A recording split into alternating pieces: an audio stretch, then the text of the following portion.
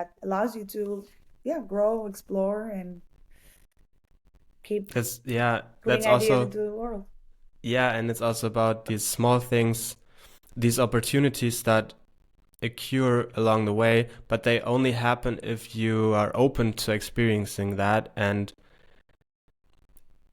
also kind of looking for it, and Mm. talking to people Yeah, about what you're passionate about, what you want to do in life, not holding back because you never know what comes back to you if you talk to someone. And I think that that's also part of luck, luck doesn't happen if you just sit around waiting for something to happen. You kind of absolutely. have to already put energy into that direction, and then luck is going to come your way, and then it's up to you to see the opportunities and take the chances. And that's kind of what Absolutely. happened with you. I mean, you're working at a restaurant, probably you talked about that you're passionate about photography, for example, and then someone says, "Yeah, why don't you take the pictures for our restaurant?" And you're like, "Yeah, I never thought about it, but yeah, let's do it." So that's how it starts. Absolutely. Yeah. Yeah, I always say, as you were talking about luck, that like life is about planting seeds.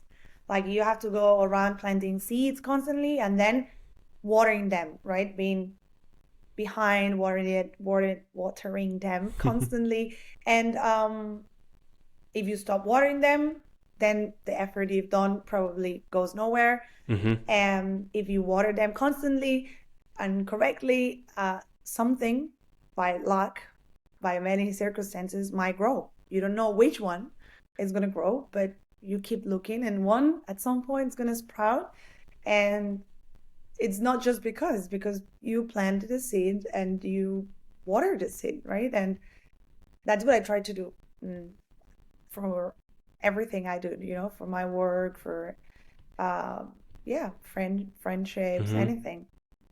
It's also this kind of ironic aspect that living life forward doesn't always make sense. It only makes sense looking backwards. So if you Mm. look back, you see these different points or things that happen in your life, and then they make sense if you are willing to see the connection between them. Totally. And that's so interesting because it for me, I mean, I'm my attitude towards it is like everything will make sense in the end, and that's why I probably see the sense in it. But when you're trying to approach life that way, then you always you just um you're just getting, what's the word, um you're getting reaffirmed in Frustrated. what you Mm. believe already, so you look back and then you're like, yeah, it made sense that I took that turn, moved to that city, whatever it is, and that's Yeah, beautiful. absolutely. Yeah. So wasn't it overwhelming to going from a life of sailing around, being really free, um, probably not being in so many crowded places, and then living in a city like New York?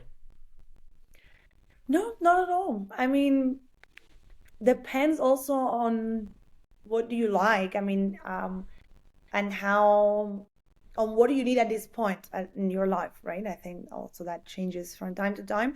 Um, I always loved the chaos of humanity. So being growing up in South America or Central America and the Caribbean, there is a lot of that.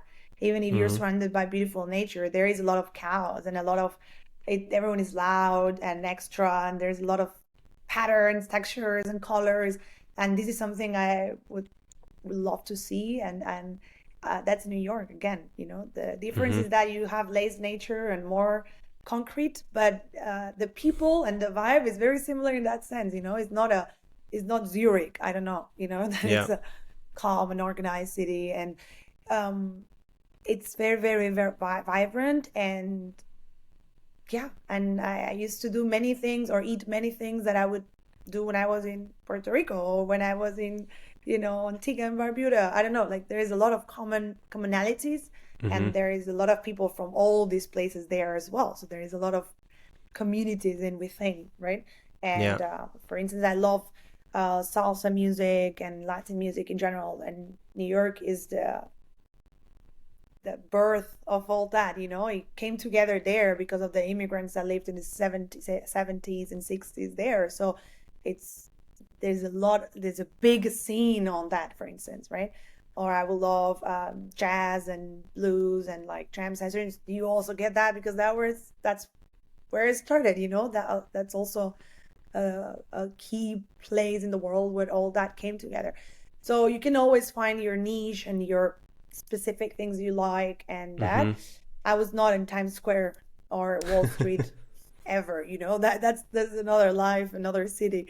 Yeah. You just find your corners, your people, your, yeah, the things you like. But no, I never got overwhelmed about cities. The other way around. I love them, and since then I only lived in cities, in bigger cities. Um, from there I moved to LA. Then Mm-hmm. I What did was you a do in LA? lot in Brazil. Um, I finalized my studies there. So I did 1 year course, like specialty course, in experience design, which was broadening up a little bit more the the graphic design I studied in New York. Mm-hmm. And so understand more behaviors, patterns, and things like that. Um, and I moved there because of the weather. Really, I love New Mm-hmm. York, but it was very hard for me. The winter is very hard for me. I'm not a winter person. So I tried to escape first winter in New York.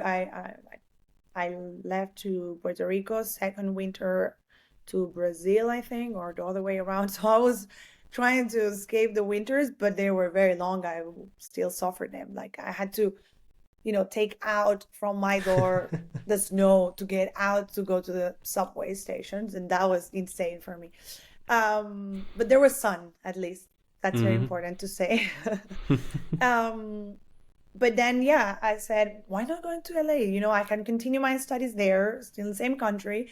And I heard the Mediterranean um, climate is very similar, and I think I'm going to enjoy more of that.